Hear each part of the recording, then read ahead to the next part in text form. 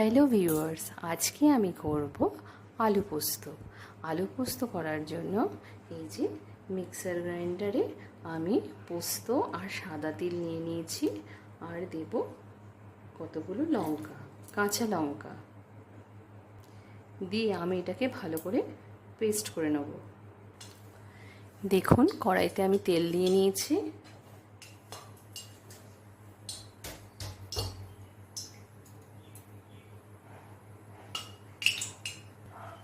এরপর আমি এতে আলু দিয়ে আলুগুলো ভেজে নেব। এতে আমি দেব সামান্য পরিমাণে লবণ। দেখুন, আলুগুলো আমি হালকা করে ভেজে নিয়েছি। এবার আমি আলুগুলোকে আস্তে আস্তে তুলে নেব।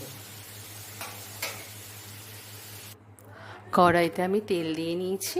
এরপর দেব কালো জিরে আর শুকনো লঙ্কা ফোড়ন।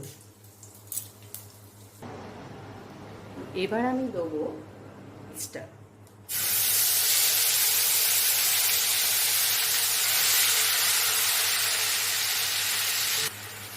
সামান্য একটু লবণ দেব, একটু হলুদের গুঁড়ো,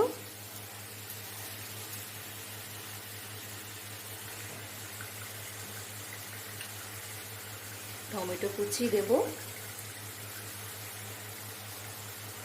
দুটো গোটা কাঁচা লঙ্কা দিয়ে নেবো আমি এতে। মশলা আমার কষানো হয়ে গিয়েছে, মশলা থেকে তেল ছেড়ে দিয়েছে।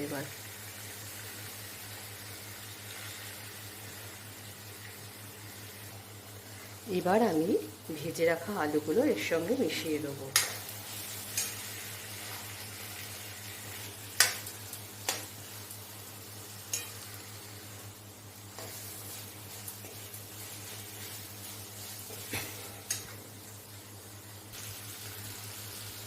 দেখুন, আলুর সঙ্গে পোস্ত আমার ভাজা ভাজা হয়ে গিয়েছে। এরপর আমি এতে পরিমাণ মতো জল দিয়ে নেব।